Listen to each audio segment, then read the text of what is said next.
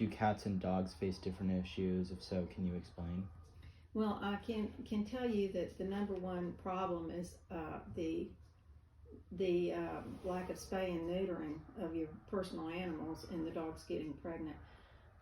There are separate issues with dogs and cats, yes, because cats can go into heat, which means they can have a cycle where they can become pregnant 3 times a year. And you're talking maybe 10 to a litter, 5 to 10, and that's a lot of cats. So if you're talking about cats also tend to live on their own better than dogs can. A dog can't go out and track and kill a deer and eat it, you know, but a cat can live off of a mouse. It can find mice and rodents. Sometimes when people move off, they just leave their cat outdoors and expect the cat to care for itself. There again, if the cat's not neutered and doesn't have its shots, there's a lot of problems that can come up from that. A lot of unwanted litters, and you're subjecting this house cat that might not be a hunter to having to fend for itself out there. We have a real cat problem in Northwest Arkansas. There are a lot of cat colonies that are running loose all over town. You can just about go anywhere and find a cat colony in Northwest Arkansas, and a lot of those cats are cats that could be pets, and a lot of those cats were once outdoor cats that are now in that room available for adoption. So that's a problem. People dumping animals is a problem. People not taking responsibility for the health of their animals, such as getting them spayed or neutered. That's a problem. And another problem is people don't come to shelters to adopt. They buy dogs. They go to breeders and buy dogs. And for every dog that's purchased from a breeder, that's one dog that doesn't find a home in a shelter. How did I never think of that? What resources, just overall animal shelters anywhere, are in the highest demand? What resources? The number one resource any animal shelter needs is money. We are a nonprofit, so we're not supported with revenue from the city, and they don't run our shelter. Our shelter, like I said, is nonprofit. But of course, we always need food and medical supplies. But our biggest need is money for dog veterinary bills. It is our aim that any dog that comes to us is treated in a humane manner, and that means if it comes to us with heartworms, we get those heartworms fixed. If it comes to us with mange, we'll help it heal. If it comes to us with a broken leg that cannot be set, we will have to do an amputation. When we had the 74 Chihuahuas this summer. 74? Yes, there was a house fire in Avoca, Arkansas, and there were 150 Chihuahuas in a regular size house of about 1,200 square foot. There were 150 Chihuahuas in that house, and the house caught on fire. 75 of those Chihuahuas were killed in the fire. Another 75, the fire department and the police department were able to rescue, and we took them to that old shelter for where we take disaster relief, and we put them in that old shelter. And we had to work around the clock for many days to keep these animals alive, to give them fresh air to breathe. Even the fire department was helping with emergency breathing for these little Chihuahuas. Since the Chihuahuas that remained had been in such a bad condition, well, you can imagine for yourself, 150 animals in a house. That house must smell very bad. There must be feces and urine everywhere. Some of the animals were inbred. They needed a lot of work. They needed dental work. Some of them needed eye drops. Some of them were blind and had tumors behind their eyes that they needed removed.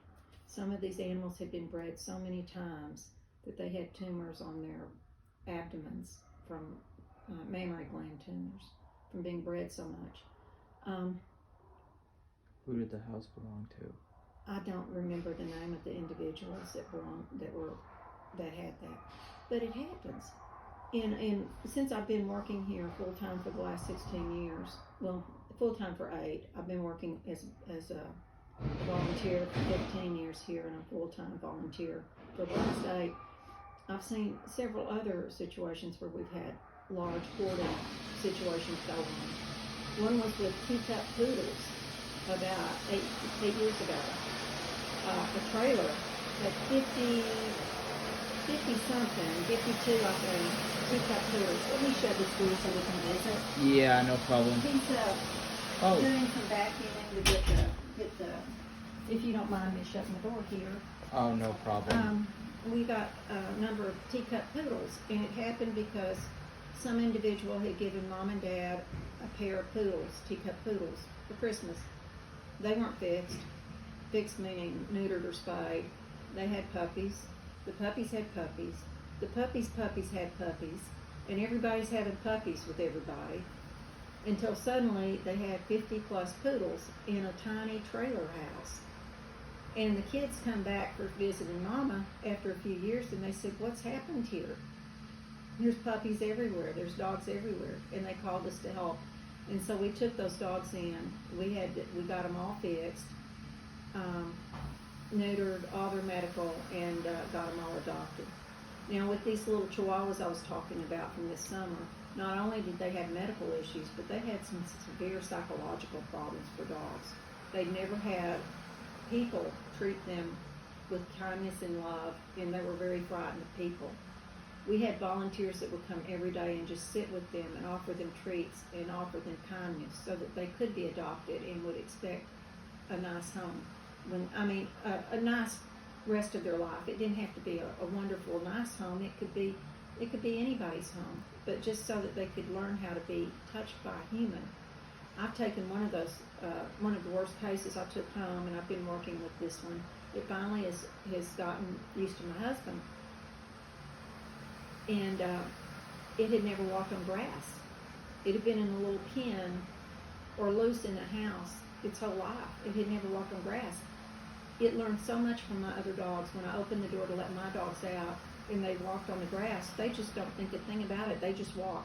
But this little guy was just, it was like it bothered his little feet.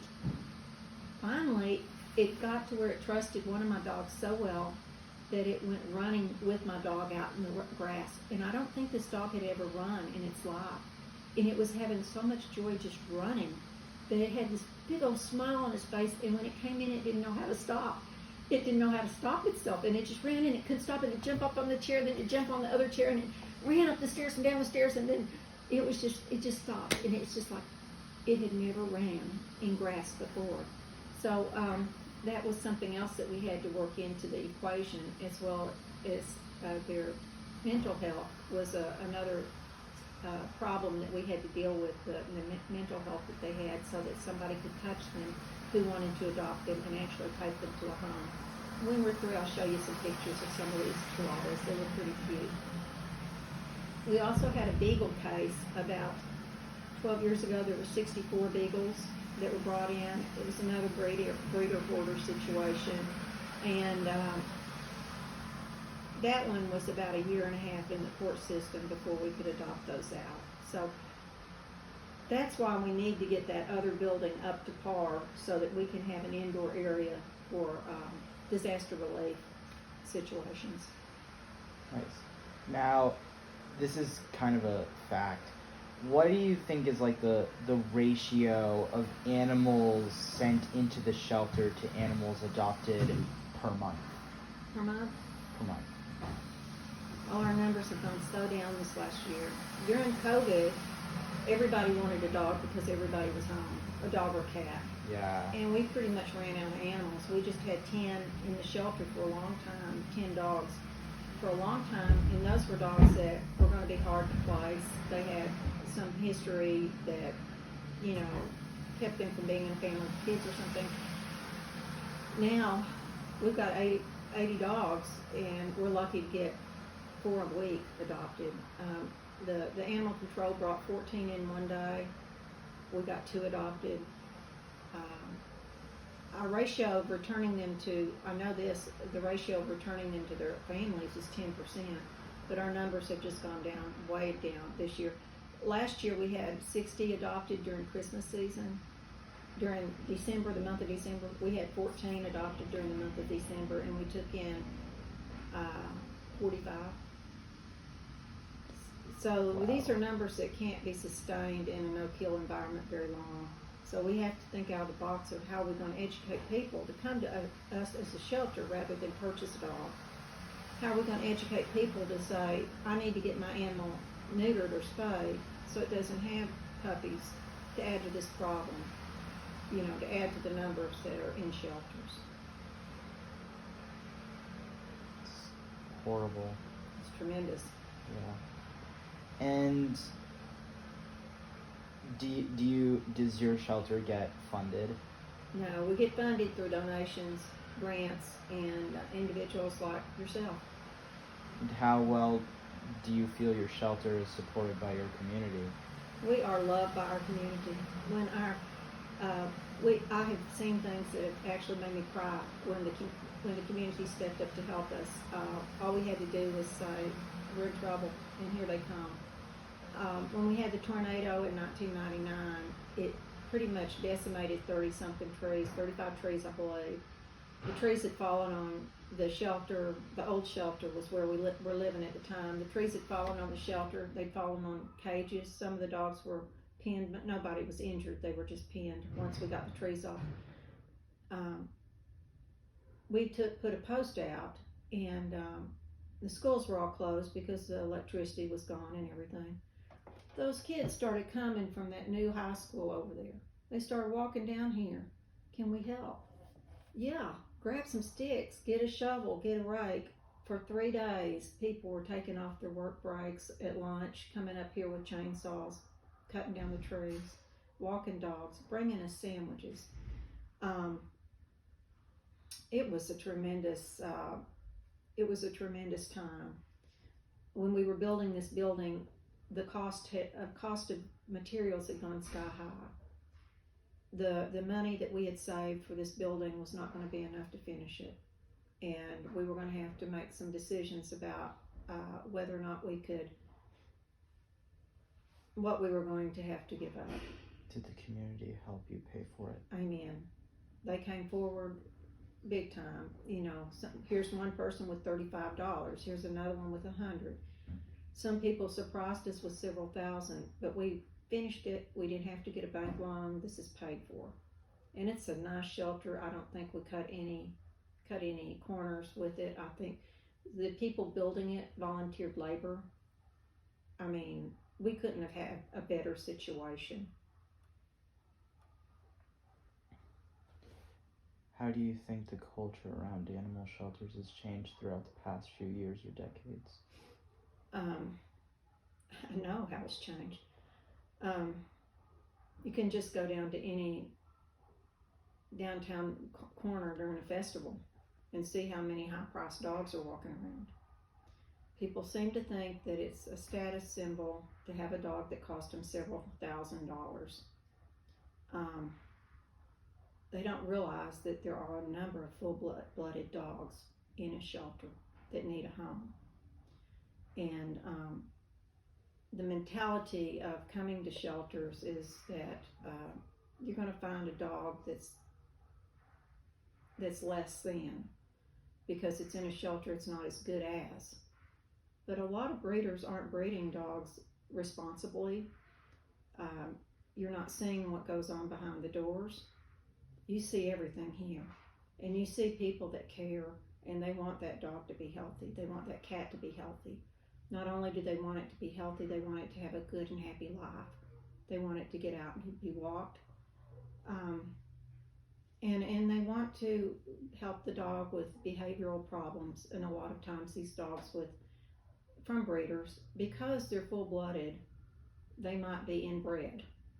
And there's a higher instant that people don't realize of things such as hip dysplasia, eye problems, congenital, whatever that breed might have a predisposition to. So I would just say that the idea, I got my dog at a shelter, I rescued a dog that might have not had a home, is not as important to people as it once was, and it's certainly not as important to the young people in America right now who think of dogs as status symbols. I'm just gonna put this out there. I feel like we all know that dogs aren't status symbols. They're That's right. Having a dog doesn't matter how expensive.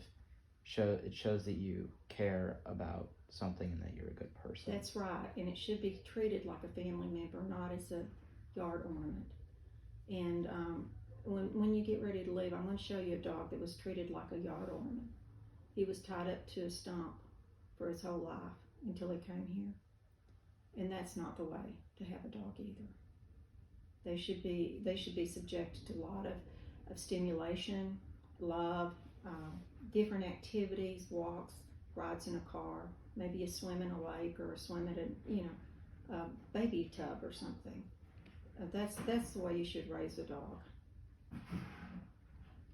So what are some ways that animal shelters can recruit volunteers? Improve volunteers or recruit volunteers? Either or both. Okay. I think with the volunteers, they should have training, and we do offer a training class every month for our volunteers so they know how to walk dogs and what to be aware of, and what our needs are. And I think that when people have spare time and they want to do something good, it's a good way to train your family, your children, your friends, how to give back to a community. I think a lot of times we're thinking about, well, what can I do on the weekend? I've got the movies. I can go with my friends out to eat. I can go do this or that activity. The idea of coming and getting dirty and having a dog jump on you and maybe get pulled a little bit so you're sore in the morning, or maybe give a dog a bath because it's stinky. That's probably not what a lot of people want to do with their free time, but that's stuff that would you will never ever say that you wasted your weekend or your day by saying it. When I decided to take early retirement and come here every day, it was because I couldn't get dogs out of my mind. I was here for a few hours a week, and I was doing adoption events in downtown, different areas at the farmer market. I'd take a few dogs and do an adoption event, and I'd think about these dogs the whole week. I'd think, well, did somebody ever come back for this dog?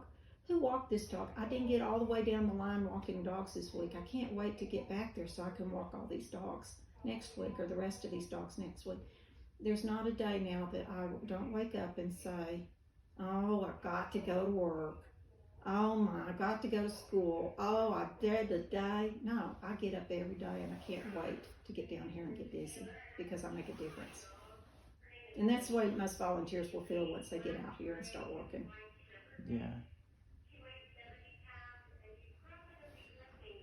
I don't know if I'm restating something, but in our community, like Northwest Arkansas, shelters, in terms of animal welfare itself, what are the biggest issues you see?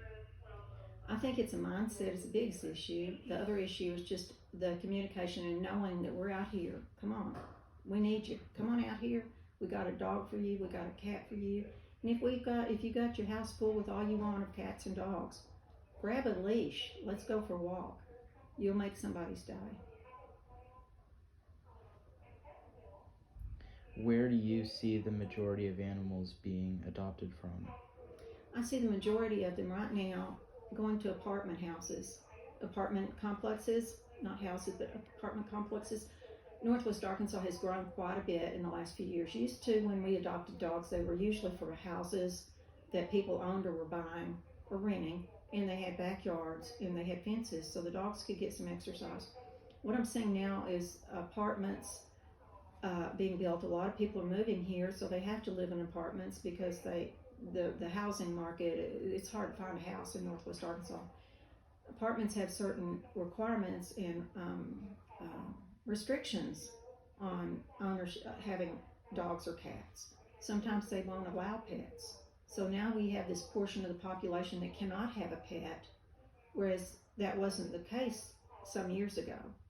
Or if they can have a pet, the pet has to only weigh a small amount of pounds, and the average dog doesn't weigh 15 pounds. The average dog is much larger. So that's also now it's eliminating all of our larger breeds, and they also have bans against certain breeds that insurance companies don't really want to. The insurance company risk is higher, so the insurance companies charge them more if they allow certain breeds, and there's a list of breeds I'll give you before you leave that are on a breed ban for apartments. So we're seeing now that it's harder to get our pit bulls adopted. It's harder to get shepherds adopted, huskies adopted, Dobermans adopted, Rottweilers adopted. A lot of these dogs are very smart working dogs, but you have to also think, if you're a smart working dog, are you going to be happy in an apartment with no yard and nothing to do while your family's at school and at work? No. You might get in trouble and you might tear up the couch sofa because you're a big dog and you want something to do. So I think that that's a problem in Northwest Arkansas right now. Not that we have so many people, but so many people are not able to get animals because they live in a situation that does not allow an animal. I'd like to see that we could work with the insurance companies and that we could work with the apartment complexes to say, hey, can we get you to change some of these rules so that it's more user friendly for people that want dogs and cats?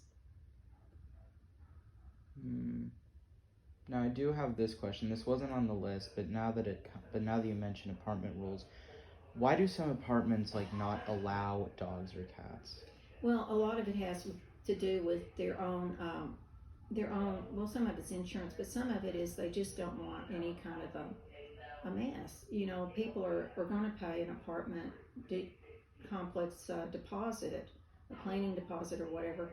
But say if you got an animal and you did not exercise the animal and you left it in the apartment, I've seen a big dog could do some damage to a wall or and then the apartment would have to come in and repair the wall, or they would have to repair the door, or they would have to repair the damage that this large animal did to the carpet. Say if you didn't take your dog out and it went to the bathroom on the carpet and you didn't clean your carpet properly, then when you moved, they had a lot more expense with your home getting it ready to your apartment being able to be rehabitated, and they're out more money than they would be with an apartment where it's just people living there. Even though people can be pretty messy too. Yeah. So this is a bit of a different question. What are the biggest issues facing dogs versus facing cats in shelters and in adoption practices? We adopt out, believe it or not, a lot more cats than dogs. Really? Because a dog, you don't have to worry about will it knock somebody down or jump on grandma and hurt grandma. You don't have to worry about a dog being transportable. You can transport a cat where you move somewhere else. You don't have to worry about, a cat's not going to weigh 10 to 15 pounds, that's it. They're not going to be 60 pounds. And you're suddenly not looking for a place that will allow you a larger dog, a larger cat. Cats are just, they're an easier pet. You don't have to take a cat for a walk every day.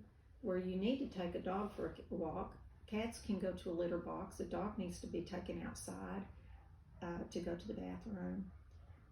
Cats pretty much are self-cleaning. They kind of let dogs know you have to take a dog to the groomer, or you have to take the dog to the bathtub or the shower once in a while and hose it down and give it a bath. Cats generally don't require as much interaction with humans as dogs do. Cats are pretty self-motivated, whereas dogs, you have to play with them, you have to socialize with them. They look forward to seeing you come home. Cats do too, but not to the same extent that dogs do. Dogs require more attention and care. Well, you've answered all the other questions. So you want to see Care Bear? Yeah, that's it. Let's see Care Bear, and I'll give